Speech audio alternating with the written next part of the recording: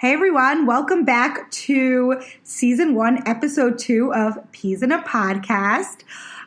It feels really crazy to say that because Episode 2 is like real. Episode 1 is like, oh, okay, you made a podcast, very nice, a pilot. But now we're like legit. It's like the second one. So you got picked up? We got the ball rolling, yeah. We got picked up by a network. So it's very exciting. And I'm a little bit nervous about today's episode. This was originally my intention for the first episode was to, sort of introduce myself and address a lot of the questions that a lot of you ask all the time. But then, we put Ellie on the spot and he agreed to do it and we had to jump in and take advantage. And that really worked out because I saw how nice it was to create a podcast with Ellie. And in the end decided, instead of having someone else interview me or me interview myself, to have Ellie interview me. And I think that feels the safest and the most comfortable for me. And I will say I am very nervous because, as usual, my podcast is unedited. We start and we finish, and that's it. Whatever happens, happens. You enter at your own risk. So I'm a little nervous right now. What happens on the podcast stays on the podcast? Yeah, what happens on the podcast stays on the podcast. So anyway, here we go. We have Ellie here with us again today. Hi, Ellie. Hi, everybody. And I guess it's good to be back together. Yes, again. It's good to be back in this house. Back in this house. Right. Not in America. Not in America. Exactly. Okay, so do you want to tell them about the format of today? Yeah, so I did the best as good as I can as far as Instagram goes. Danielle screenshotted and printed out all the questions. I went through what I could. I am not as organized as Danielle probably is, but I did the best, and hopefully we got all your questions. And we're really putting you on the spot here because you always say you could be like a sports announcer, and they have to interview people. So this is your chance to show the world. So you want to talk about sports for the next hour? Okay, fine. No, but this is your chance to prove your interviewing skills. How much do you like Eli Manning? Okay, should we jump right in? I'm really nervous, so we have to just start. Okay. The number one question was... What? There was not a number one question, was there? Yeah. Wait, do you ask in the third person? I wrote them down in like the third person, but that's a little... well, you're the how interviewer. They asked. What's your interviewee style? I have to see. We're going to go in and just see. So the most asked question was that we discovered on the first podcast that Ellie is the funnier person in this relationship. No, that nobody. Is that the real reason? Is that the real reason why Ellie is not on your Instagram? Nobody wrote that. I am amazing. Definitely funnier. Nobody wrote that. No, nobody wrote that. We have this argument all the time. I'm clearly funnier. You're Insta funny. I'm funnier in real life. There are people that know. Our kids are. Oh my gosh. Oh, we need a poll. Okay, well, we'll Instagram poll it on Thursday after the podcast comes out. There you go. Who's funnier, me or you? Right. Oh my gosh, they better say me. I'm definitely funnier. Oh, our first guest. It's amazing. You started in the door ring. The second we start, and my phone's on silent this time. Oh, that was good. Prepared. You remember? I did remember. Are we going to ignore it? Yeah, I did. Oh, well, of course we're going to ignore it. That's what we do. We don't. No, last time we answered it. No, we didn't answer it. We waited till Bela came on in. Okay. Well, it's not Dobie yet. It's too early, so we're still in the censored version of our podcast. What was the delivery thing yesterday that we couldn't get to the door? Remember? Oh yeah, I don't know. Oh, in America, that you can get things delivered. You can get your I don't know, ice cream or something. Ice cream delivered, right? Okay. All right. So first question. First, let's start. I broke it down, and we're going to start with work. I think this needs to be actually. It says it was. What did you do before PLC? I'm curious if there was it should be was there a time before Peas, Love, and Carrots? There was, in fact, do you remember a time before? Do. Oh, yeah? Peas, Love, and Carrots only started 3 years and 2 months ago in December. Maggie was crazy how fast. I know, she, 8 or 9 months old. Basically, we moved to Israel. I was bored. I had a few little kids, and Ellie was traveling a lot, and I started doing small catering for Shabbos, things like that for people. I got bored of that really quickly. Actually, 2 or 3 years that lasted, but I'm just not a schnitzel, potato kugel, chicken soup. I couldn't do that every week. So I stopped that, and I started writing my own cookbook. But to write a cookbook, you have to go through a whole process and submit a pilot. And it's just like a lot. And the last like few months, we even went, remember, to meet with those photographers in Tel Aviv. And I would have had to like take off 2 months of my life. But Ellie was like at the peak of traveling. That was when we were traveling like 3 weeks at a time, 2 Shabbases in a row every few weeks. Like that was really hard. We've gone through stretches. And I couldn't like take that time away from being with the kids. Like one of us had to be here. So I just put it on hold. And then Maggie was born, and I was like in a cooking rut. Like I was dreading making dinner to the point that, remember, I made a dinner schedule like lunch, this, dinner, this, meat, one night chicken, because I couldn't even like be creative. And I was so frustrated by that because I love cooking that I knew I had to do something. That's your next question. That's so funny. Did you always love cooking? Oh, I always love cooking. I love being in the kitchen. And what's that term? Asked and answered? Yeah. Right? And whatever, I just felt like I had to do something about it. And I had recently discovered Instagram. Actually, I didn't discover it. This is also a funny story for, I don't know if somebody will ask this question. Otherwise, we'll save it for a different time. I had Instagram on my phone, and I didn't even know there were Jewish bloggers out there. And I basically saw these other like famous chefs that I looked up to, that I was following, things like that, cooking on Instagram. And then I found out about Jewish bloggers, and I was like, oh, let me do this. Literally in the middle of the night, I created, what's that called? A website? Yeah. No, but what did I do for the website? What was the company? Oh, GoDaddy. GoDaddy. I don't think you want to bring this up. Why? $10,000 later. It was a few $100s, but it should have cost me like $20. Like $9.99. You have a website now for all of eternity. Right. You've signed up. Nobody can ever buy peasloveandcarrots.com because I'm not technological, so I didn't know what I was doing.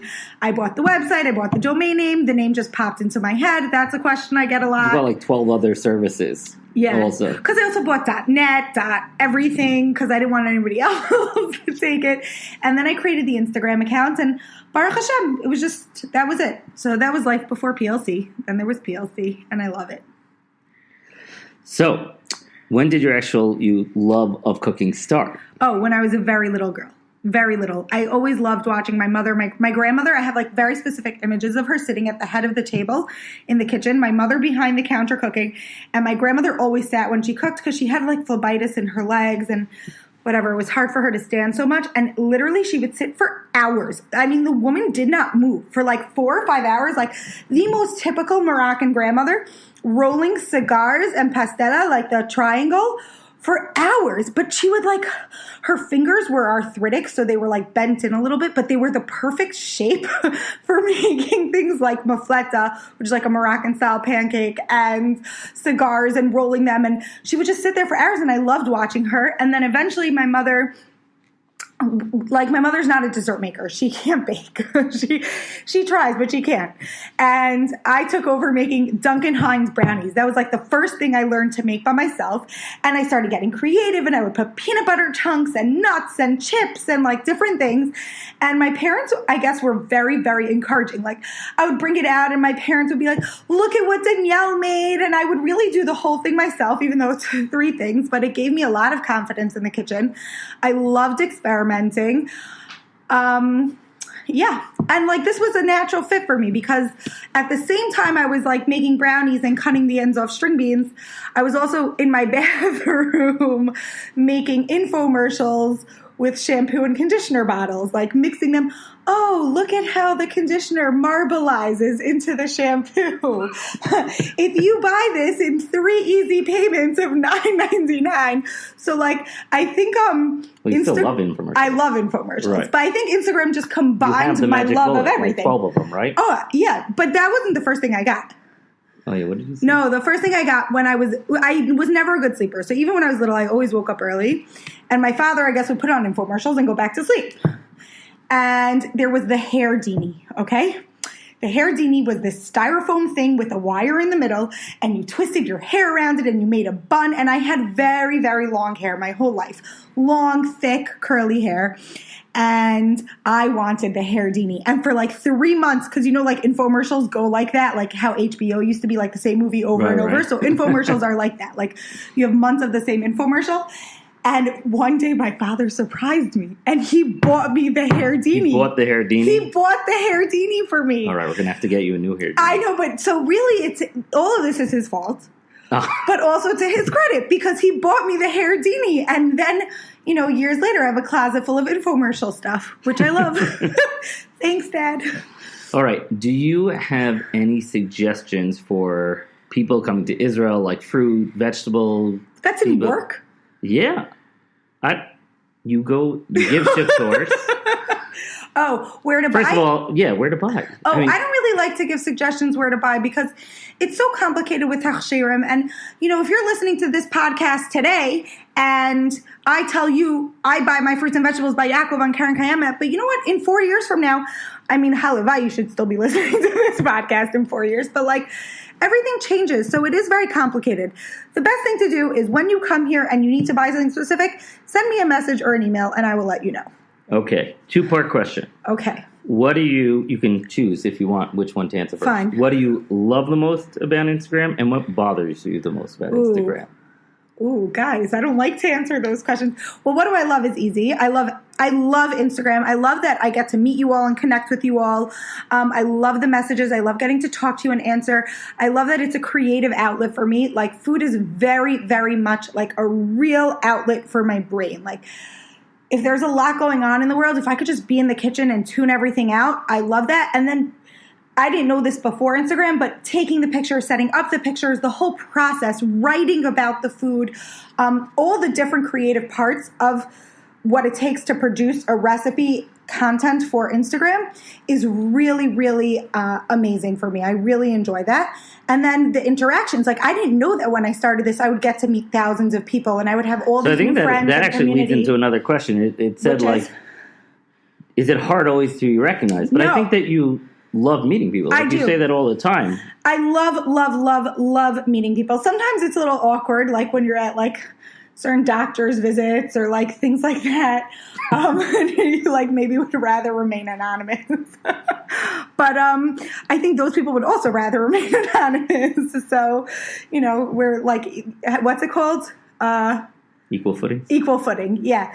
But I really love getting to talk to people on Instagram, and I love the community we've created. And I feel like in so many ways my world became so much smaller, and I love that. I don't know. I really enjoy getting different insights and different opinions. I've been exposed to so much through Instagram, and I've definitely grown intellectually, emotionally, psychologically through getting to know all these people.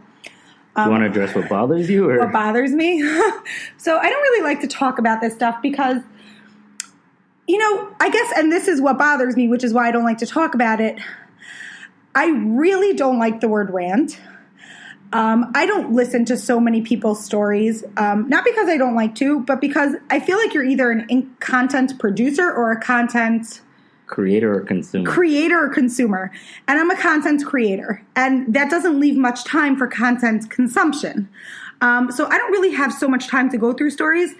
And if I do, I really need them to be really good. But once in a while, something happens and I end up seeing a story. I don't like the word rant. I know that's a very popular word on Instagram. I don't really want to go on Instagram to hear people complain. A little complaints here and there, frustrations, whatever. I could tolerate that. Personally, I'm not a huge complainer. And if I do it to Ellie. So that's true. So I don't know. I don't like... Sorry, generally it's about me anyway. I want people to be on Instagram and to enhance my life. And when I hear people go on these crazy long rants about things, I don't know, whatever. I guess that just bothers me. I just don't like to take in the negativity. Unfortunately, in our own lives, in our own families, we do experience negativity. It's part of the world. There are frustrations. Things happen every day. I don't really need to pile your negativity onto my own. Even if your rant is something that I can relate to, personally for me, I don't find that it makes me feel better. I find that it can actually either bring awareness to something that didn't bother me that now does bother me because I heard you talk about it, or I just, whatever. So that bothers me. And then I guess the other thing that bothers me which I'm about to do right now. So this is why I don't like to talk about this stuff, because it's a little hypocritical. I don't like when people get on Instagram and say, like, so other bloggers out there do this and this, but I'm not going to do that. Other bloggers do this and this. Nobody talk about other bloggers. Everybody just focus on yourself, okay? Like, let's just talk about the good stuff about other bloggers. You know what other bloggers do? Other bloggers work really hard. Other bloggers are doing the best they can. Other bloggers are trying to make it work. Other bloggers are taking inspiration from other people. Other bloggers are trying to make a name for themselves. That's what other bloggers are trying to do. Let's focus on that. That's a good answer. Okay. I like that. Thank you. Okay, let's shift to a different part of your work. Okay, so people want to know, what is your connection to kosher.com and how did they find you? Oh, okay. So that's such an interesting question. I produce content for kosher.com. They pay me to make videos. I am an ambassador for kosher.com. So there are a few ambassadors. Each of us have a unique role. My role is a little more behind the scenes. Because I don't take sponsorships, or very, very, very occasionally, I won't really promote products or things like that. I like to promote products for free because it's my own way of it's like an internal check for me, to make sure that I stay authentic and true to myself. So I really help kosher.com, like giving them advice with social media, with different projects, helping them in that way. But then, of course, if there is a product connected to kosher.com that I love, I will happily show it. The tomato sauce. I love Geffen tomato sauce. I love Geffen wonton wrappers and egg roll wrappers. I love the Geffen, the Tuscanini tomato sauce with my recipe on the box. Oh, yeah, that was very exciting. I was so excited about that. You didn't even know about that. Right. That was a surprise. That was a great surprise. Baruch Hashem. I was really, really, really excited about that. And it says Danielle Unplugged, and it says peas, love, and carrots. And it's just such a good basic recipe. Like, I'm so happy if there's one recipe that could, be mine on a product with my name on it. It's that recipe, because every mother needs a recipe like that. A quick, easy tomato soup that's yummy, delicious, that requires minimal chopping. I tell you all the time, I think you make the best tomato soup of any. Thank you. Thank you. Very nice. Okay. Oh, how do they find me? Oh, yeah. So actually, I think that's Michal Frischman. I'm pretty sure that she was the one that went to Chani Nyman, who's the editor of kosher.com, and was like, oh, we need to get Danielle onto kosher.com making videos. So I think the credit goes to both of them. They really made it happen. Thanks, Michal. Thanks, Chani. All right. What does your family in America think about Instagram life? Oh, my parents love it. Yes, because they live so far away. It gives them more glimpses into our life. Well, that's what I always say. Yeah. I would have no clue what goes on in our house if I didn't watch Instagram. My brothers also are okay with it. It's probably they probably don't care, Eric and Benjamin. They're boys, they're brothers. I don't know. They're they're probably impartial. Boys. Yeah. Yeah. And my parents are really happy with it. Baruch Hashem. Thank God. Do you have any advice for people to build up their social media presence? Oh my gosh. I know you get this question a lot. I feel like I'm the worst person to ask this question to, because nobody's going to like my answer. I don't have advice. Actually, I do. Sorry, I take that back. But my advice is not fun. My advice is work really hard, okay? Nothing in this world comes to you for free. Nothing comes easily. You can ask me for shout outs from here till tomorrow, and I can shout you out every single day. You can ask Molly Ye for a shout out every single day. Who? Okay, forget about it. But you know what? Do they know who that is? They know who that is. Okay, fine. No, she's a very, very, very famous, originally blogger, and now she's on Food Network, and she's extremely talented, and she has hundreds of thousands of followers, and she could give you a shout out every single day. But at the end of the day, if you don't produce content to back up those shout outs, all of those followers that she sent you are going to leave. They're not going to stick around. So the only way to build up your following is to do it authentically and organically, meaning little by little, slowly, slowly, slowly. If Hashem wants it to happen, it will happen. You do your hishtadlus, Hashem will do his, and together you will build a platform. Or you won't, and you'll figure out something else to do. But there's no easy way out. It's hard work. And then the main things, there's two pieces, hard work. And the second thing is being authentic. You need to be true to yourself. I've said this a lot of times, anytimes in the beginning of my Instagram that I took someone's advice when it felt wrong for me, it did not work out. obviously I take people's advice all the time, but it's because they give the advice and it resonates within me. I'm like, oh, okay, that's great. That makes sense. I take it, I put it into practice, I make it my own or whatever it is, and then it works.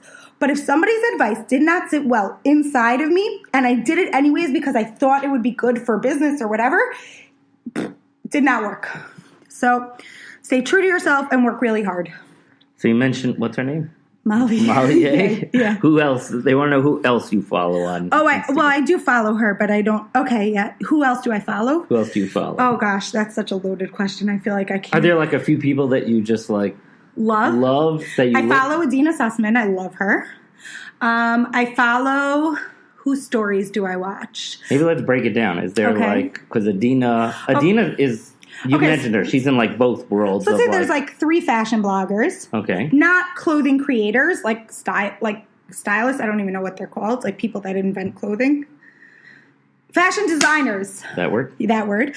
Not them, but like fashion bloggers. I love Accessories Expert. I love Liz. I love who she is as a person.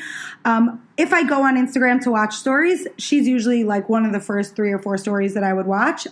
She's very real. She's very authentic. She's a Baal Shuva from Texas, and she just is not judgmental at all. Like one of the best attributes that I think a human being could possibly have, something that I have to work on every day, somebody that she's constantly working on herself, non-judgmental, amazing. I love her. Also Adi Heyman, I love her. Very real, very organic. Like anything she says is clearly thought out. I love that. And I love My Fashionology by RL because I just love her style. It's very, very tsanua, very understated. She's not loud. She's not out there, but she's just very modest. And then who else do I follow? I don't know. And then I guess like some food bloggers, but I don't want to say. So maybe say people like not in the Jewish, not in the food industry. I'm sure like Jewish people that maybe they wouldn't normally be exposed to. There are a lot of people that like. So Gail Simmons, I love her from Top Chef. All right. She works for Food and Wine magazine. She's a creative director. She is from Brooklyn. She is a Jewish girl. She's actually originally from Canada. But it's fine. We won't hold that against her. Right, we still like Canadians. And she's just really awesome. Her approach to food is really down to earth. I really, really like that. I'm trying to think. I really don't have so much time, so I don't. There's not so many people. All right. Oh, Terry. I love Terry. No Crumbs Left. The Chicago. Yeah. Oh, yeah. See, I know that. Because you hear her voice I could hear Chicago accents everywhere. But because she's so normal. Like, she's so real and so down to earth. Her stories get very long. Name? For Terry. No. What's her Crumbs Instagram? Left. No Crumbs Left. Okay. She's really great. Yeah, I think that's like basically that sums it up for right now. I just don't have more time than that. Okay. Oh, so maybe that leads into this. Oh, Mimi. I watch Mimi's stories a lot. Mimi Maxey. Oh, yeah, you do. I do watch Mimi's stories a lot because they're just insightful, and she's so bright and so intelligent, and she's working so hard on herself also every day. I think that's the main thing. I want to take from Instagram things that make me better and make me feel better. So that's what I do. Okay. So given that you don't have a lot of time, how do you make up recipes on the spot? I don't know. It's a skill. Like, I think you're born with it and then you hone it. The more you once took a test and got like a 3 in creativity, but clearly there must be different types of creativity. Different types. It's true, because really Ellie's the more creative one in this marriage. But maybe it's just that my love for eating is so strong that it pushes past my creative limitations. Right. One comes from your brain, one comes from your stomach. Exactly. That's it. There needs to be different creativity. Exactly. But I think if you cook enough, like any skill, you get better and better at it. And then you don't need to, like in the beginning, if you start out following recipes and doing that, you learn the fundamentals. And cooking is not like baking. Like once you know the fundamentals of cooking, you can really, really play around with it. And then it's about opening your mind and your palate and looking around and seeing different flavors and how they work and knowing how to build a recipe, which you'll only know by making millions of recipes. So I think that's it. Experience and practice. All right. Next question. What do you think of the term influencer? what do I think of I don't like it. I don't like any of those terms. I don't like the term follower. I don't like the term influencer. I don't say them. I don't like followers. Like, I just think it's such a bad, I don't know. It's not a nice word, I feel like. I don't feel like someone once called me an influencer. It was horrible. No, I feel like we haven't created a situation where I'm an influencer and you're a follower. We've created a situation. I feel like we've created a situation where we're this whole community and I'm one piece of the community and every other person out there is another piece, and none of Peas, Love, and Carrots would be complete without any of those pieces. So that's a good answer. Do you get hate messages? That's a strong word, but that is a strong word. Actually, no. Baruch Hashem, I did recently, this week, get one really not so great message. It wasn't a hate message. It was just a very aggressive message because I wasn't answering the way they wanted me to answer. But whatever. But I mean, in 3 years, I can remember this one incident. So Baruch Hashem, I think we're okay, right? Yeah. Oh, absolutely. I don't think I've ever come to you with like a real hate No, I don't think so at all. I get funny messages. You get funny messages. I get very funny messages. You get very funny messages. I'll give you that. Yeah.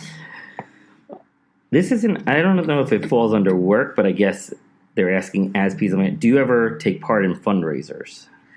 Oh, so occasionally, basically, like we had to ask a Shaila. Yeah. Also, right? But I didn't. Yeah, but I got paid for that. Right. Okay. Basically, we asked a Shaila in the beginning because I really do get questions to participate in fundraisers for free every single day. And obviously, first of all, I can't do demos every single day.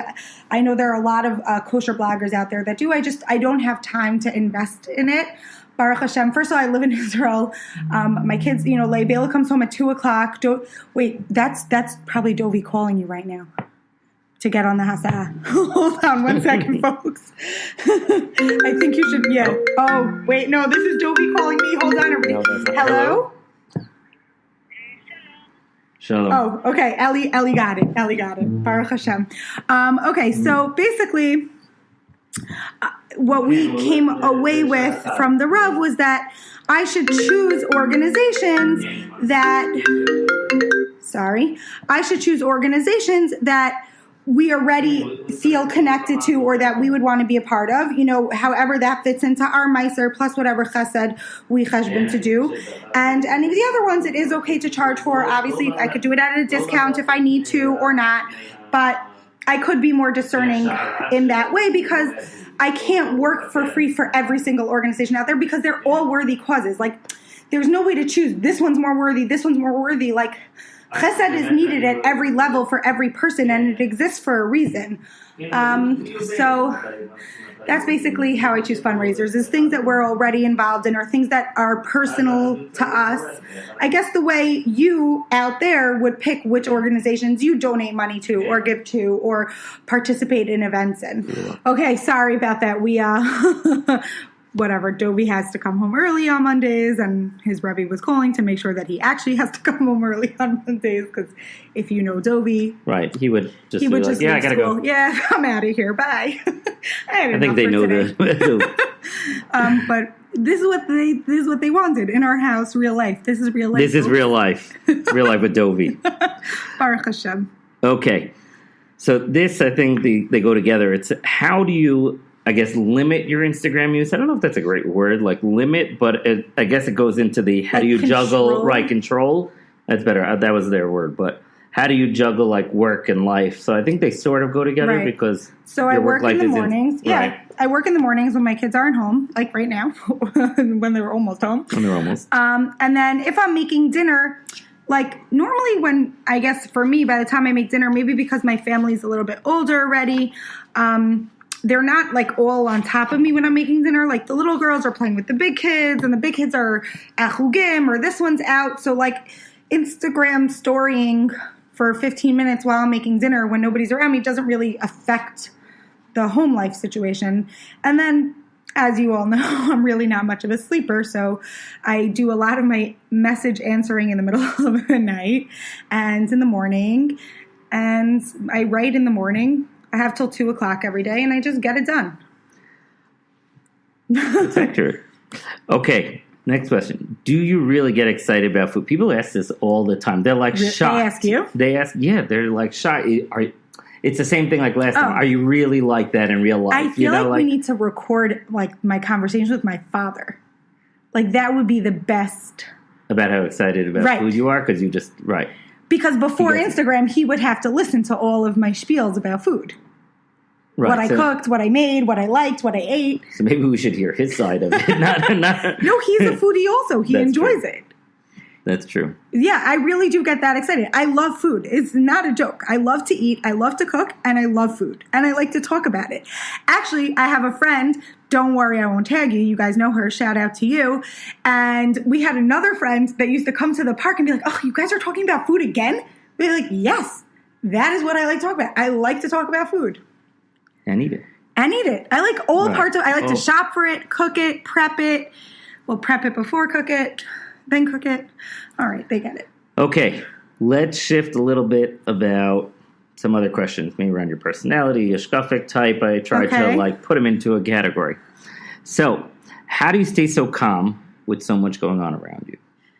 Clearly, they think that our house is. I don't know why they think I'm calm. Clearly, I'm a very high energy person. That's true. Just not a lot. The things that get to me, but not a lot gets to me. Like, I like things to be clean and organized and neat, but I don't mind temporary mess. So, like, if the kids make a mess on a Shabbos afternoon, I'm fine. Like, I've never freaked out about that. But then after, like, then when it's cleanup time, I want it cleaned up really quickly. I don't know. Baruch Hashem. Okay. This is how Hashem made me.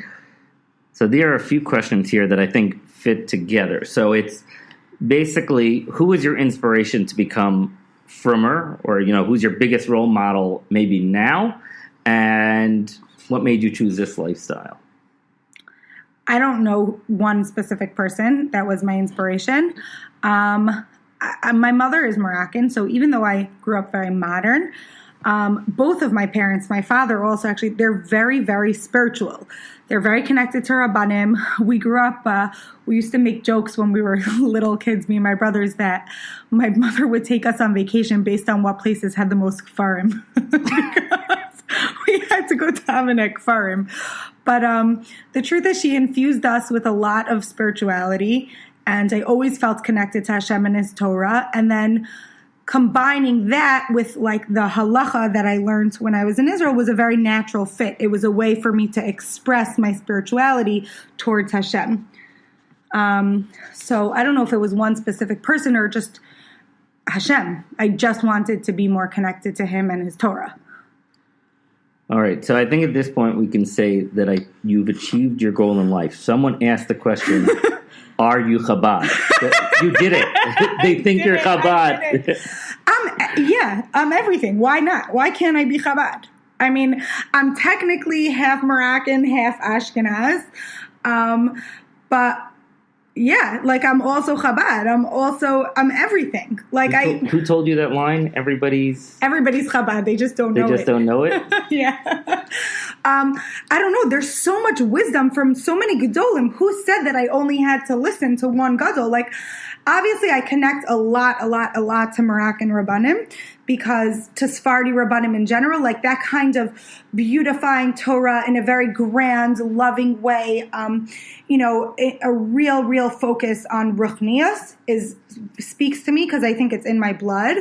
And then, there's my father's side who's like a little bit Yekish, but much straighter. And so there's a part of me that really, really connects to like halacha, and I can definitely get sucked in. Ellie will tell you in a zone of people want to know if you actually still follow, do you follow Moroccan customs? So, there are some Moroccan. So we do some Moroccan things that you say Shavuot Tov Mazel Tov. I don't know if that's Moroccan as much as your mother. No, when you eat the egg, well, you don't eat the egg after Yom Kippur in your coffee. Right. But we do. No, but you do bibiloya on Pesach. We put like the Seder plates over the head. Yeah, there are some things that I wouldn't give up on. You do the besamim before on Friday nights. Right. We make a borei. Yeah, there are some because they're not neged his minhagim and they're beautiful and they just connect you more to Hashem and His Torah. So why not? But I love Chabad and I love...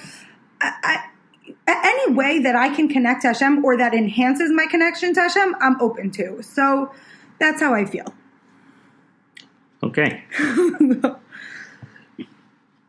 So here's what. What's the matter? Oh, somebody stumped Ellie. No, it's the question is. No, how do you? Easier, right, I guess. No. The question is how are you so positive? But I think it's part of a larger question, which is the next question is how are you so strong after what you went through? Oh, I could see why you didn't want to ask that question. Sometimes you write down the questions and they don't actually internalize, and then. First of all, I'm not so strong all the time. I have a lot of emunah in Hashem, Baruch Hashem. I think, harfua bali fnei amaka, right? So Hashem put me in this world with a level of emunah that could tolerate the nisyonos and the tsaros that he had to give me in this world. So on one hand, I think I don't deserve any credit for any strength I have because it's what Hashem gave me. On the other hand, I work really, really, really, really hard every day on my emunah. And sometimes when I never think that there's no Hashem or there's no Torah. I never ever have those thoughts, but sometimes I get into a place of why. And when I get into a place of why, it's not taking me anywhere. There's no answer to that question that's ever going to, first of all, there's no answer to that question that I'm ever going to find in this world. And there's no answer that's ever going to be okay besides because it brought Mashiach faster. And I know that that's the ultimate answer. So when I have those moments where my emunah wavers in that I even get to a place where I'm asking myself that question of why, I just have to remind myself because this is what Hashem needed to do to get the world closer to Mashiach. And it's hard in this world because we don't see the picture. We don't see, like, how did one tsar that I had to go through, like, I'm not so great. We all go through tsar. Everybody has hard times in their life on their own levels in different ways. But all of our tsaros combined, all of our nisyonos together is what helps bring Mashiach. And that's how I get through it. And I also distract myself with work a lot. So thank you all for listening to me all the time. Okay, next question. Well, the next question is, what was the biggest challenge in your life? But I think that... What was the... right. Yeah. Fair enough to say. But I think it was twofold, the biggest challenge. Because there's... Every person that experienced a tsar... First of all, I just want to say this. There's a difference between a nisayon and a tsar. Right? A nisayon is a test. We all go through tests. We go through multiple tests a day, right? You put your hands in your pocket to take out a $5 bill and you take out a 20 instead. That was a test from Hashem. Something happened. Something went wrong there. Like, you have to get through it. You don't find a parking spot. There's no tomatoes in the supermarket that day. You don't have gas for a month. Those are tests. And then there's tsar. There's tragedy. There's things that cannot be changed. That no matter what you do in this world, a sadness is brought upon your life. And that was decreed from Shamayim. And so there's the biggest challenge is the tsar itself, which is a horrific, it's in a way a complete experience and an out-of-body experience because you can watch the tsar you can watch yourself experience the tsar from on top, but at the same time, every part of you feels the tsar, your body, your head, your emotions, physically, psychologically, sensory, every part of you experiences it. Okay, and then there's the challenge of what happens after the tsar. And that challenge, in a way, for me... That's an ongoing challenge. That's not but something... it's equally as great as the tsar. There's the tsar itself, and then the challenge of life after the tsar. And I don't know which one of those parts is worse or bigger or more of a challenge because they're both hard. Okay. Sorry. Let's get to... This is what I was afraid of. No. Okay. Let's shift a little. What was your childhood like? Well, it's funny. Someone else asked, what was it like being the only girl? I think those go like hand in hand. Well, I'm the princess. Right, I knew that was your answer. Maybe we should get your brothers to weigh in on that. Right. No, they're idiots. No, they're not. But I'm the oldest, and they're little. And like, I just, sometimes I look at Mayor and Dovey, and I'm like, how did I reenact this in my life? Like, two boys all over again, But it was, Baruch Hashem, it was really good. My parents were great parents. My brothers were great brothers. And we had a really nice life. Thank God. Baruch Hashem. All right, good. So this Also, was a funny life because my mother's Moroccan. So Moroccans come with Moroccan families. Exactly. So it was just like it was great. Baruch Hashem. Okay, so this shifts a little into questions about like parenting and marriage. Oh, no. Okay. Now you're in trouble. What's it like to be married to Ellie? No. No, so... I would say I recommend it, but I don't. He's mine, sorry. Find your own Ellie. Although very rare, they asked, what do you do when your kids argue with each other? Oh, although very rare. Yeah, I added that part. Kids are kids. They all argue. I went to Rebbetzin Spentner. We spoke about that once before for a long time. Basically, I try not to get involved, like unless they come over and actively involve me. And even then, I'll like really, really hear out the person that comes over. And if the other person comes over, I'll hear them out completely and I'll validate what each one is saying. Normally with like little kids, that sort of dissipates the whole issue. With the bigger kids, it sometimes doesn't, but usually I'll try to find a way to give them the tools to work it out with each other because I just really don't like people complaining to me all day. So I just want them to be able to work it out like menches and give them the tools to speak their mind, but in a nice way and in a way that's proactive. So is it challenging to have them very close in age? Is it challenging? I don't know because I think kids are just challenging. Like just in general, I don't think it matters. Yeah, I think anybody that has a child has a challenge. There are challenges. There are things that you learn about yourself through your children that are frightening, momish. Like you watch your children behave like you and you're like, holy moly, that is what I do. And it's really scary. Or you're like, holy moly, that's what my husband does. He better deal with this. This is his fault. No, but I think it doesn't matter how close they are, how far apart in age, there's always challenges. Do you, just in general, do you have any marriage tips? Do I have marriage tips? I don't know. That's what they want to know. Well, you should marry somebody like Ellie, who's really nice, who never gets upset about anything, and is just supportive. And good you'll be answer. good to go. What's the real answer? No, we work very hard on our marriage. That's the truth. The beginning was not so easy because I'm difficult and have a lot of opinions, but also I need other people to have opinions, and Ellie's very easygoing. And not the beginning, I don't know. I think there's just like this romanticized notion that like the first year or 2 years of marriage are like these blissful, beautiful times. But really, Baruch Hashem, we got married. I was pregnant and hormonal and didn't feel good. And like we only knew each other for 10 weeks. And you have Moroccan blood. And I have Moroccan blood. No, and then like all of a sudden it's like a, Jekyll and Hyde situation. Like you're this hormonal pregnant person. You're like, who did I marry?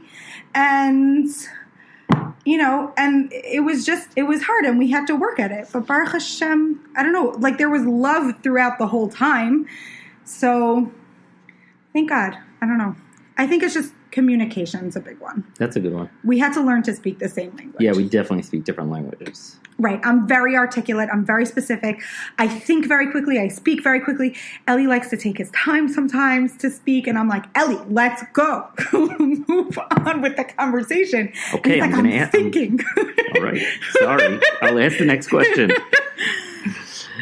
Okay. Do you have advice for a newlywed wife, right? Yeah. Whose husband doesn't care about the kitchen or food. Just say thank you, no? Yeah. Right? I know, yeah. Be grateful. Why? Well, sometimes No, it's because if there's a annoying. husband that's like, oh, I want you to do this or make that Right. or whatever, like that. Like, No, but sometimes it's then that could be annoying like when your you're like, space. I just want Wacky Mac.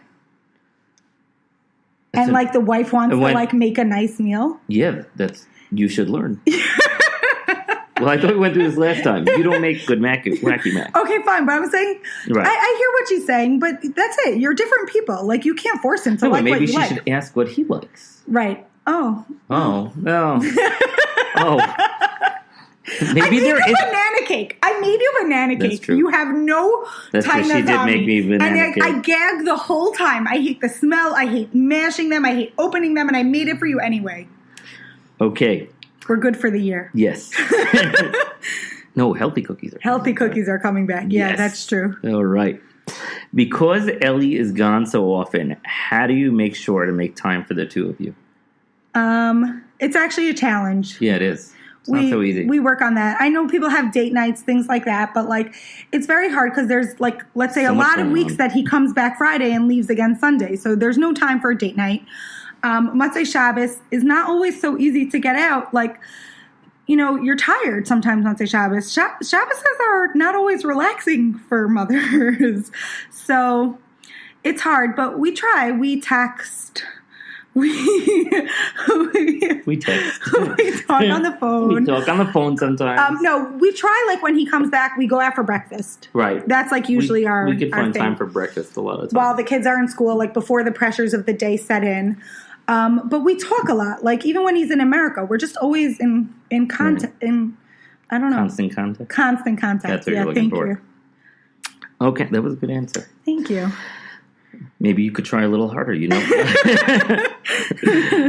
Okay, other than Aliyah, which is funny because I didn't make Aliyah. Right. But I guess they're saying other than staying in Israel, is there anything else that you disagreed with me in the past, but that you now agree with? No, I'm always right. Right, pretty No. much. We agree to disagree.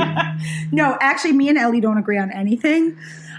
We don't even agree on that. I think we agree on stuff, and you can't even admit that we agree on some stuff. We don't agree. Like, we don't agree on food. We don't agree on sports. Like, any topic, like, if you, like, politics, like, we'll always take it. He always roots for the underdog. Like, I don't know, but it's funny. So we make it work. Yes. I love him anyway. He Aw. loves me anyway. Well, you should have said that. I told him that already. Oh, okay. Okay. What is Ellie? Oh, I don't want to put you on the spot. What? What is Ellie's best attribute in parenting? He's very, very, very patient. That was very easy. You didn't have to put me on. That was easy for me to answer. Okay, Ellie's fine. extremely patient and not judgmental. And those are two really good qualities in parenting because when you can approach your kids with like a judgment-free zone and really, really love them for who they are, no matter what, completely unconditionally, even though I do also, but he expresses it in such a unjudgmental tone and way and with so much patience. It's amazing. Thank you. You're welcome. What is your favorite family activity? Anything that we do, we really like to travel together, but like not always on a plane. Like we like to go to Engedi and the Dead Sea. Like we like family trips. We Right. like to get out and go. Well, Ellie goes. I like to get out, not necessarily go. Right.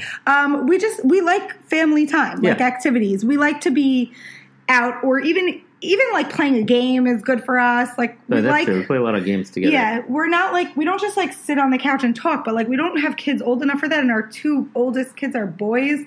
And you know how much boys talk. So, Right. What? Okay.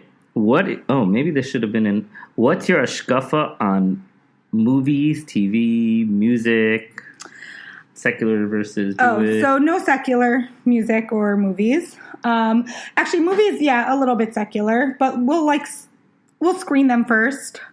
Or Ellie will watch you don't like movies. Right, I don't like You don't movies have at the all, patience so for movies. it's true. I really don't like movies. Like my favorite movie is like Clueless from like 1990, whatever. Like, that's the last time I watched a movie. But I don't know. My kids do watch a little bit on Fridays, not always. But like on an iPad or something. yeah. And then it's mostly like cartoons that we approve of. Ellie will sometimes sit through a movie to watch if like they hear about it from their friends, and he'll watch it first to make sure it's okay for them. Usually he does that on the plane. Right. He'll come back with a list of approved movies. Once a year on Hanukkah, we do have a family movie night. It's like one of our activities. It's like our present to them. We have French fries. We make homemade French fries and watch a movie. So last year we did Addams Family. That was last year? Yeah. We did Mighty Ducks 1 year. Addams Family. What did we do? This year we did a good one. Oh, the Old Parent Trap. Yeah, the Old Parent Trap. Not the new one, the old one. Sing the song. What is it? Oh, Let's Get Together. Yeah. Right, yeah, that one. That one. It was great. The kids loved it. We loved it. It was great. Okay. The older movies are definitely easier to show them. Right. Because they're cleaner. All right, let's move on to Israel. Okay. Okay, do you have any other family that lives in Israel? We both have cousins. Right, we have some cousins. Ellie's aunt lives here. Right, that's true. That's it. No siblings. Literally everybody else in our lives lives in the 5 towns for both of us. Okay, do you have friends or neighbors that's interesting, like your type in your building? But I think this goes back to what we discussed last time. Our community and building, it's like very eclectic.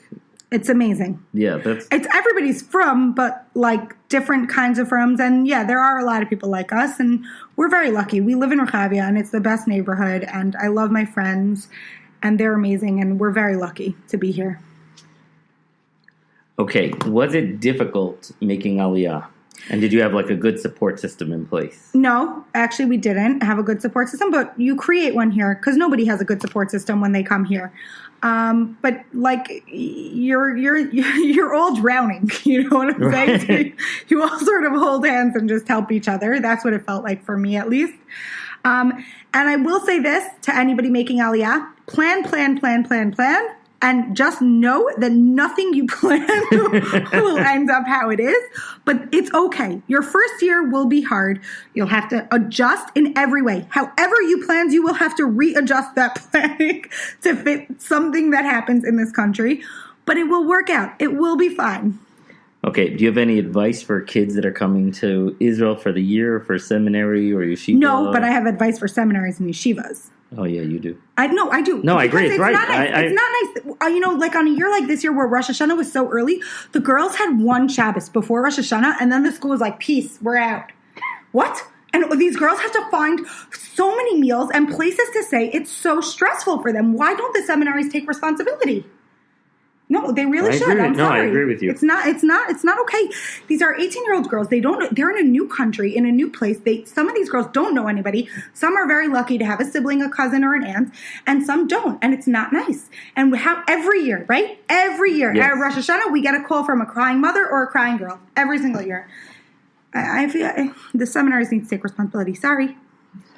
Okay, what is the best and the worst part of living in Israel? The hardest part. Okay. The hardest part living in Israel, I guess, is being away from our family. Yeah, that's right. Being away from our family, being away from Chinese food. Bureaucracy here. Right. And, I guess, like, the cultural differences that we're not used to. Right.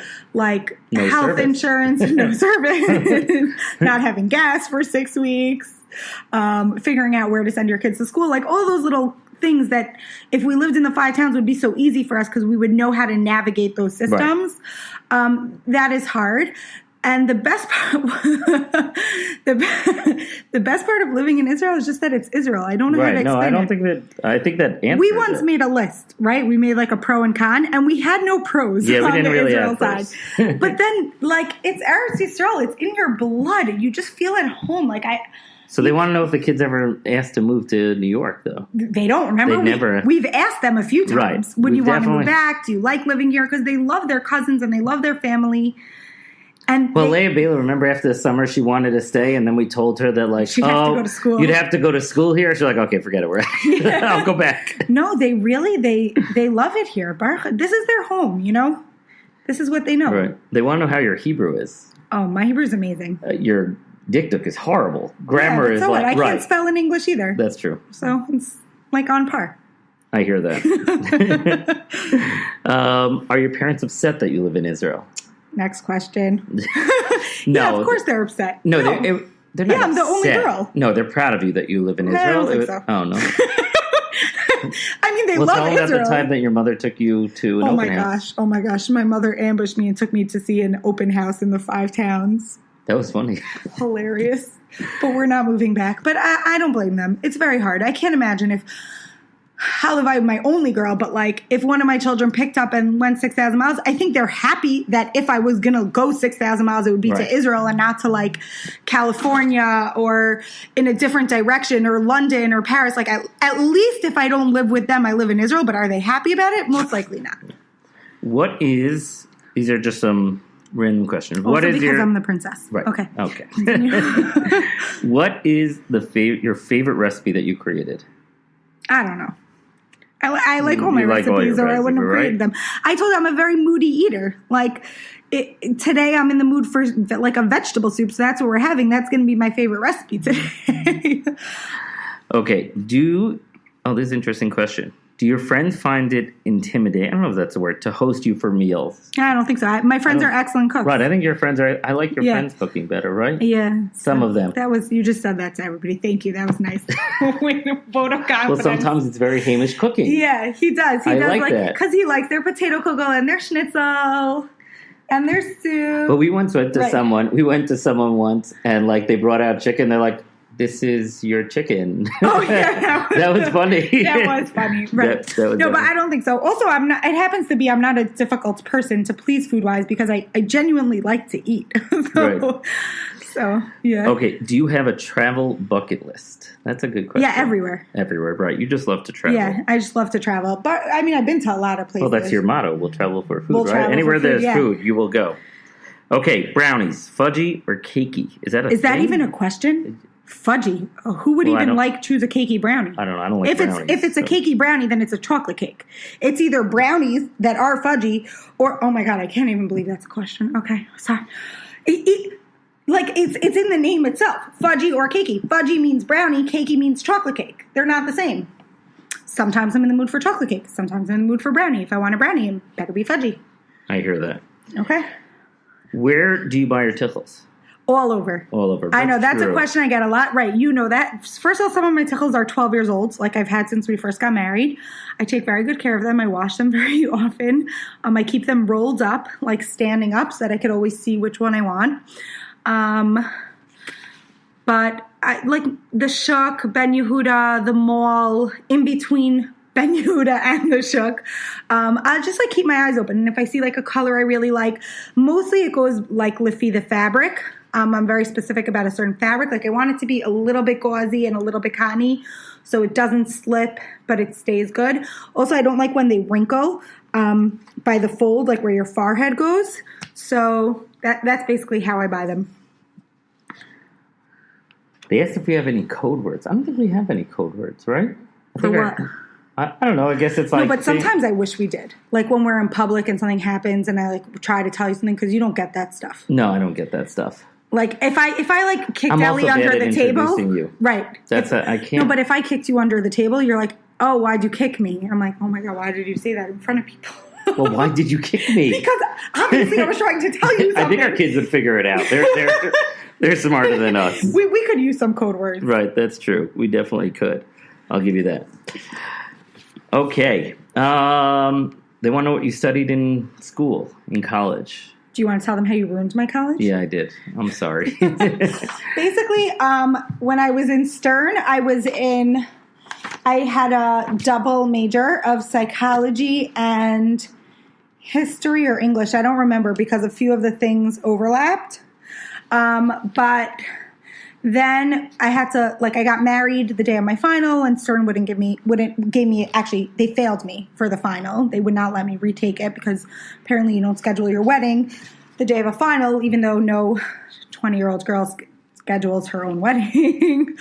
But yeah, I did that. Then we came to Israel and I couldn't do Turo in Israel because we didn't know if we were going to make Aliyah, and you can't go to Turo if you make Aliyah. So I went to Ma'alot and there was just straight up psychology. I actually only have 2 classes left, but I'm not going to do it because I don't want to be a psychologist. Okay. Well, they want to know if they can still listen to your last podcast, which they could, right? Oh, yeah, of course. Yeah. The podcasts are there forever. Okay, that's good to know. Where do you keep all the stuff that Ellie brings from your... See, that's interesting. You use it all, right? Isn't it all, we use it's all it like all. practical. Anything he brings is because, like, I didn't shop for it here and it was just cheaper in New York and he gets so many suitcases because he travels so much. Why should we spend the money, like, there? Here, I mean. Oh, I like this one. If you could live with only 3 foods, what would they be? Right, Chinese food. Chinese food. Is that just say Chinese food? Chinese food. I'm not getting more specific than that. Chinese food, what do I say always? Pizza and bagels. Oh, those are good ones. Toddy's bagels, right? Toddy's bagels, obviously. New York with bagels. Tuna. Right. A bagel with tuna. A bagel with tuna. What do I always say is the most... puff pastry. I would take puff pastry. Right, because you don't like fish, because you always think about it on an island. So you always say, if you had puff to eat fish... Puff pastry can be dessert. It can be... It's actually brilliant. It's brilliant. Because it could be... You can manipulate puff pastry in a lot of ways. Yes. It's very smart, Ellie. I agree. Thank you. He's thought a lot about this. What's happening to you that you're ending up on an island with puff pastry? It's a great question. Let's go back to the Sean Bias question. Oh, I'm sending you. What is your favorite candy? I don't like You're not candy. a candy, right? Yeah, I don't like candy. I prefer food. I tell Ellie all the time, I'd rather an extra slice of pizza than a piece of cake. Okay. One, they want to know, what did you speak about at the mikvah event? Mikvahs. Mikvahs. I spoke about women I don't want to get into too much detail here, which is the reason I never posted it, is because I don't know if young girls are listening to it. But for me personally, the mikvah could be a challenge, timing, cleanliness, things like that. And I spoke about how I relate to the mitzvah and how in the past it wasn't always the most positive relationship, and I was very sad about that. And the steps that I took to get myself to actually feel a better, greater, stronger connection to the mikvah. Okay, this is a big question. People want to know whether or not you've thought about or plan on writing a cookbook. You got a lot of those. Going back 4 years to it. There is a manuscript somewhere, right? It's something I'm considering. Okay. As soon as I make a decision, I will tell you, though, because if I do it, it would be a process that I would want to do together with the Peas, Love, and Carrots community, because I would want to create, if I did it, I would want to create a book that they want. Like, I wouldn't want, I don't know, I would want to create a book that they want, basically. I wouldn't want anybody to buy a book just because I wrote it and then not love it. I think this is our last question. What? I think so. We're wrapping it up, okay? Yeah. Oh my gosh, my heart is racing from all this. Do you really like it when people come up to you? I tell people all the time. They're always like... I do. I really, really do. No, sometimes like women walk by you and I notice that they see you, like that they recognize you, and I'm like, here, come. I really do. Because you all get to see me. You see my face. You know me. You know that I'm a real person. I really am talking into like, you know, the interweb space. What's it called? Like, I'm talking into like a black hole, you know? I don't know who's listening, who's out there. Like, I could see a number, like I could see that you're listening, but are you really listening? Do you really hear what I'm saying? Do you really care what I'm saying? So that's why every message I get, every person that walks over really validates what I do and drives me to move forward and keep producing content. And I do love it. All right. Any final things you want to say? I'll open the floor to... Well, I guess thank you so much for interviewing me, Ellie. Thanks for having me. No, I don't think so. I guess like the main thing I would want to say, like, to everybody listening is just a huge thank you for always being there for me. I guess over the last year, you know, a lot has happened in my life, and I feel very grateful that Hashem put this platform in my life before that happened, because besides for the amount of love and warmth and support and care and concern that I received, not besides for that. That was a very, very, very huge nechama to me.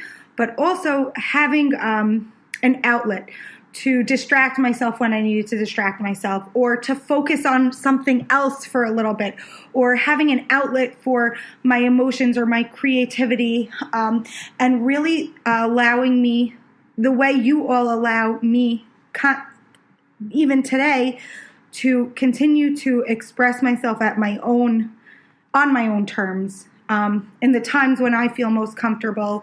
And I know they're sporadic, and I don't always talk about things, and I sometimes talk about things, and whenever I do it, you're all just there for me and you all listen. And I think it's been a really, it's so hard to put into words because words are so concrete and what I feel is not concrete. It's so much bigger than words, but it really helped me as a human being, as a mother, as somebody that went through something, as somebody that wants to be somebody that's happy. And you all really help me every day. So thank you. Yeah. And thank you, Ellie, for being here. Okay, this was really... invasive. No. Actually, it wasn't. Even I feel like the questions were... I was nervous Right. about the kind of questions we get because I don't always open up and I didn't know what to expect. But I feel like everybody's so respectful and I really appreciate that. And I really, really appreciate that. Anyway, this was really fun. I'm so happy that we got to do episode 2. It feels real now. I think the first season is going to have like 6 episodes, right? Like that's usually like a pilot season. 6. Yeah, about 6. About 6 episodes. Then we'll take a break for a month and then we'll come back with season 2. Season 2. Season 2. By next year, we'll have season 400. Right. And I don't know. It's just really fun. I'm really excited for you guys to see what's in store for the rest of the season. And it was so great to be here. Thank you for having me, Danielle. Oh, you're welcome. Thank you for being here. I'm just kidding. A huge thank you to Ellie and all of you. I hope you have an amazing day, an amazing week. And we'll see you next time. Have a great day. Bye.